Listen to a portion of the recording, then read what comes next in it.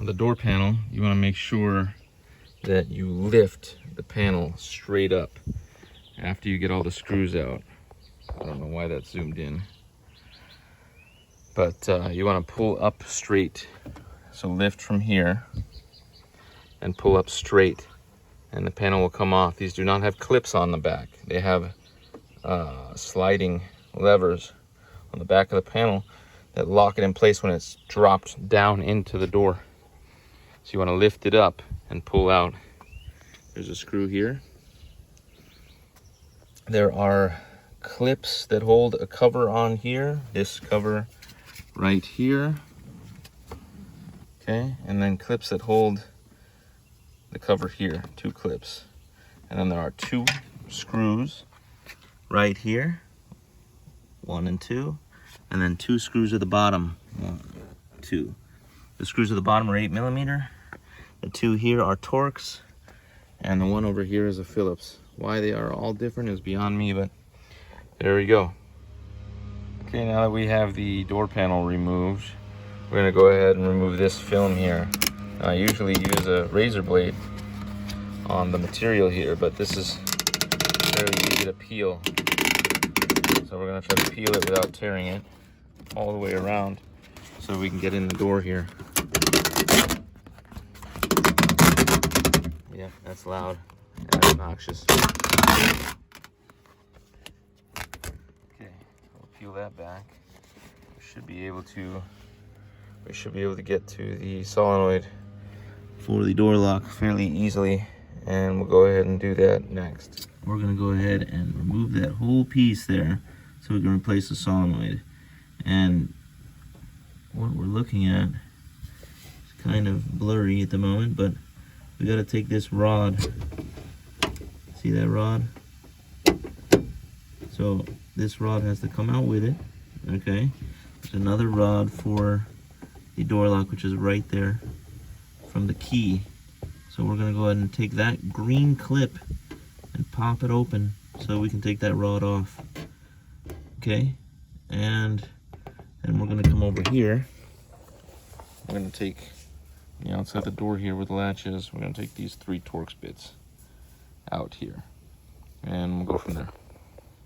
Okay, now that we pulled it out of the door, now if you notice, all I did was unclip the green clip from the outer door lock lever, which is this little tiny one right here. So I didn't disconnect the cable. I left it hanging. I left the electrical plugged in, and it came right out. So right through this hole right here.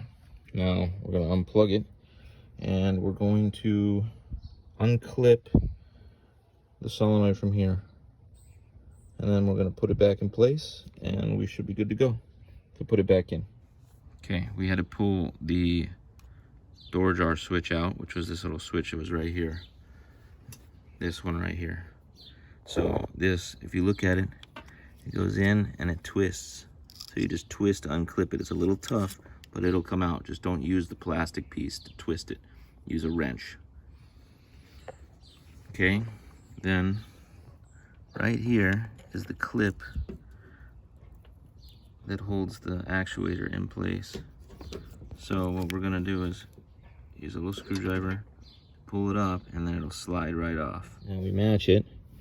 I know we got it off, and it's a little different, but the mounting position here and here look the same, and the connector is the same.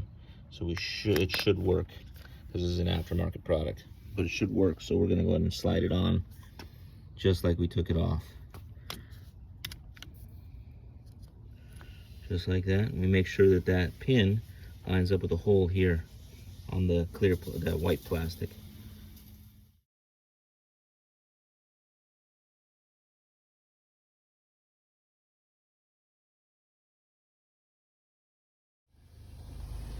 Okay, now we got it back in place.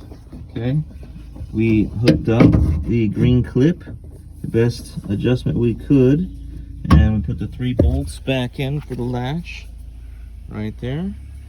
And now we close and open the door and make sure that works, just like that.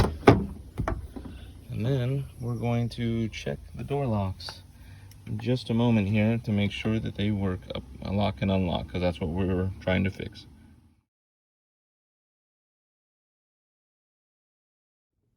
So if we watch the lock